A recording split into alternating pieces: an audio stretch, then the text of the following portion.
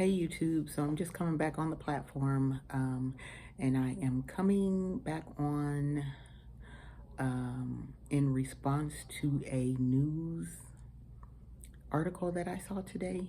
Um, I read that we're having a visitor to Colorado tomorrow, and the visitor is coming in response to a situation that happened in Aurora, Colorado in late August, early September. Regarding, I don't know, 4 or 5, 6 men who went into an apartment building and did a home invasion or hurt some people or something of that nature. So that put Aurora, Colorado in the national spotlight. It put Colorado on the map. And so from that situation, the visitor has labeled Aurora, Colorado as a war zone. A war zone. You know what I think of when I think of war zone? I think of noises like missiles and whatever flying over your house. It's dusty, it's smoky, you're running for shelter, you're in your house, you're hovered over each other, you're huddled together trying to protect each other. That's what I think of when I think of a war zone. And Aurora, that part of Aurora is not like that. What the visitor failed to say was about 6 or 7 blocks from there, from those apartments, is our award-winning hospital, our teaching hospital, the #1 teaching hospital, the Philip Anschutz Cancer Hospital. I think that's the name of it, but I know it's Anschutz. The #1 hospital in Colorado, the hospital that has different campuses in Aurora, Denver, and Boulder. You know what goes on in Boulder, don't you? But, you know, that part of Aurora being blocks away from each other is a war zone. It's war, guys. It's war. How do you take that? Why would you say that without having visited Colorado? And you're coming a month later where, you know, cleanup has began. So of course it doesn't look like that now. And the area that you're talking about is only like a 2 or 3 block radius. It's a 2 blocks like that. 1 block, 2 blocks. Yeah, so that area over there, it's a little rundown. I think those apartments are the type of apartments where if you're freshly new to Colorado and you're an immigrant, or you have landed in Colorado from another country, you know, you landed here with no money, you were fleeing some kind of situation, that's the type of apartment you would go to. An apartment where you can pay cash, probably. They don't necessarily do a background check. They're usually working with an organization to help these people, you know, pay their rent, get in there, get settled. And yeah, so it's just this apartment. They're probably a little rundown because they've been sitting there 50, 60, 70 years, and it needs to be updated. So yeah, that's the type of apartment building it is. But there's also houses over there. There's homeowners. People own their homes. I think they're trying to gentrify the area because it is old. People are settled. People like where they live. They want to get some new stuff in there.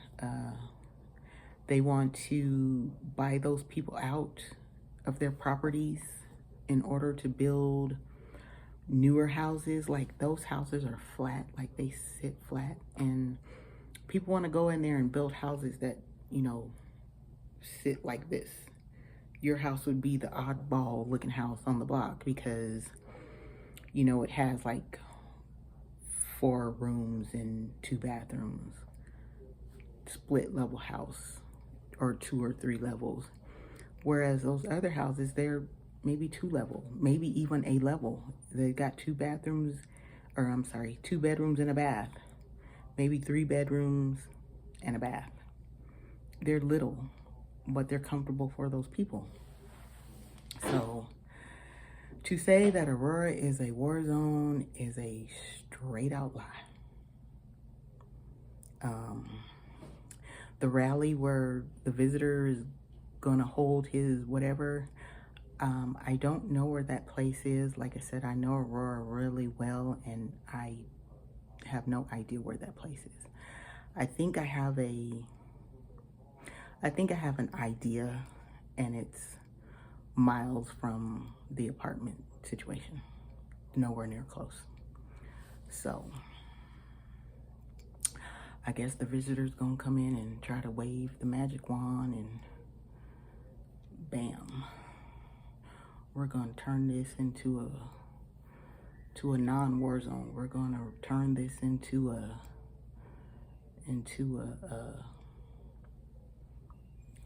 place where everything is chill and cool. It's not gonna happen. I think that needs to be between the apartment owners, the city of Aurora, the city and county of Aurora, the council people, the police, and whoever else wants to get involved. Not the visitor. You don't have a hand in that. It's not your business. Nobody invited you, really, I guess. You just said you was gonna visit without being invited. That's just like going to somebody's house and you turn up on their doorstep and you're like, what are you doing here? I'm coming to fix your house. I didn't invite you here. My house is fine. And if there is something wrong, then I'm gonna fix it, not you. I'm just making a little analogy there. It's probably silly, but yeah. So as I was telling you all earlier, this is kind of off topic. I'm making the videos from my car, and people might be saying, oh my God, that lady, she's always making a video from her car. She don't have no place to live, but I am at my house. These are, you know, that's my ceiling fan up there. My patio is right behind me. It's back there. My TV's off to the side. My bedroom's over here. But yeah, I have a home. Doesn't seem like it, but I do. So yeah, so back to the visit. And along that area of town, there's businesses, there's places to eat. You know, with the hospital being up the street, there's all kinds of places to eat. There's a little like extended stay hotel, but you're in the war zone because you're blocks away. You're in the war zone. It's ridiculous. But like I said, I just came on here to defend Aurora. Aurora is my stomping ground. I've lived there. I used to go to clubs out there. I still go out there to the hair store, even though my hair is short right now. But I go there to get product and stuff. And I go for my medical care there. So Aurora has done me well. I will go to Aurora. I will, you know, drive down some streets, but it's not the war zone that the visitor is making it out to be. It's nothing like that. There's schools around there, elementary, high, and junior high. There's stores, shopping, you know, food stores, and people just, they do their thing out there. They're making a living. That's what they're doing. They're making a living. They're trying to survive. And even though that apartment building is, it's a place where people were trying to survive. So, and also they're talking about another couple of apartment buildings. One of those buildings was a place that if I walked across my alley, if I went outside and walked across my alley, I would be at those apartments. And I can't say even back in the day, them apartments they were trash. There was always something going on over there. The police were always over there. It was a mess. I didn't even like my kids going over there because it was always something going on. But like I said, if you get these people in there, especially gang members, they do their thing and they pay their money, people are not going to say anything. As long as you are paying your money, property managers are not going to say anything, especially back in those times. In the 2000s, late 90s, early 2000s, people just want money. They weren't caring about, you know, the dealings that these people was having, just as long as you didn't do it in front of their face. But people around you knew what you was doing. You were putting other people's lives in jeopardy, really. But people do what they do. Also, I was going to say the visitor is spotlighted Aurora, but Colorado as a whole has a lot of great things that are going on. You have, you know, the Denver Nuggets. Why didn't you go to Denver to meet with the Denver Nuggets or the Denver Broncos? But you want to come to war-torn Aurora. It just kills me. It just kills me. It's not a war zone, people. It's not a war zone. And so the last thing I want to say is, God, my face is oily. The people who have come to Colorado from other countries, the people who begin with the V, you know, they're coming to a new state and they're hoping to, you know, make new beginnings and prosper and make money and all that. And it hasn't happened that way, I don't think, to a certain degree. I still see people standing at major intersections with their squeegees and their water bottles, still wanting to wash people's windshields. And when that happens, you can't make eye contact. You have to look. You can't look at them. You have to look left, right, up, or down. You can't make eye contact because that's just inviting them to wipe your windows. And I can wipe my own windows. I understand they need money, but you know, my two hands work fine. My windshield wipers work fine too. So, but yeah, that's all I wanted to do. I wanted to come on this platform, share my ideas.